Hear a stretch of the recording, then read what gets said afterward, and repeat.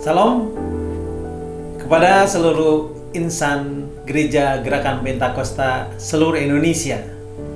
Kepada yang terhormat Dewan Pembina beserta jajarannya, Badan Pengawas Pembendaharaan beserta jajarannya, rekan-rekan Majelis Pusat, Majelis Daerah, Majelis Wilayah, dan seluruh gembala seluruh Indonesia.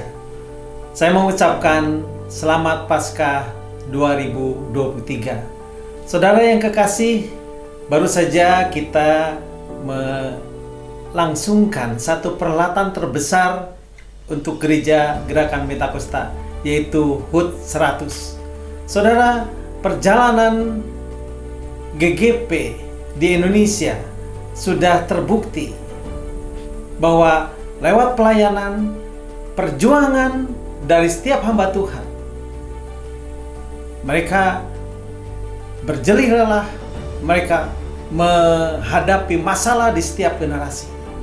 Semua kita udah simpulkan di dalam HUT ke-100. Tentunya ada berbagai kenangan, ada berbagai kejadian yang membuat kita tetap harus bersukacita, sebab Allah turut campur di dalam perkara itu. Saudara yang kekasih, lewat sambutan Paskah ini, saya mengajak saudara untuk membaca satu bagian firman Tuhan yang saya ambil dari Yohanes 20 ayat 19 sampai ayat 23. Saya bacakan. Ketika hari sudah malam, pada hari pertama minggu itu, berkumpullah murid-murid Yesus di suatu tempat dengan pintu-pintu yang terkunci, karena mereka takut kepada orang-orang Yahudi. Pada waktu itu, datanglah Yesus berdiri tengah-tengah mereka dan berkata, "Damai sejahtera bagi kamu." Dan sesudah berkata demikian, ia menunjukkan tangannya dan lambungnya kepada mereka. Murid-murid itu bersukacita ketika mereka melihat Tuhan. Maka kata Yesus sekali lagi, "Damai sejahtera bagi kamu. Sama seperti Bapa mengutus aku, demikian juga sekarang aku mengutus kamu." Dan sesudah berkata demikian, ia menghembusi mereka dan berkata, "Terimalah Roh Kudus. Jika kamu mengampuni dosa orang, dosanya diampuni. Dan jikalau kamu menyatakan dosa itu tetap ada, dosanya tetap ada." Saudara yang kekasih, kematian Yesus di kayu salib adalah mengubah dunia dengan paradigmanya. Dunia diikat oleh hukum Taurat dengan segala aturan. Manusia tidak mungkin lepas dari kematian yang mengancam.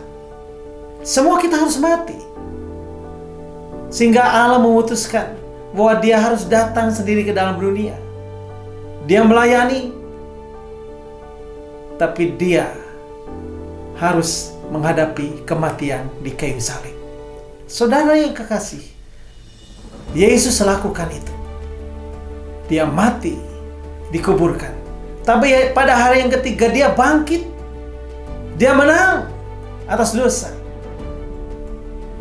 Lantas di dalam kisahnya dia menampakkan diri kepada banyak orang, termasuk kepada murid-muridnya waktu itu.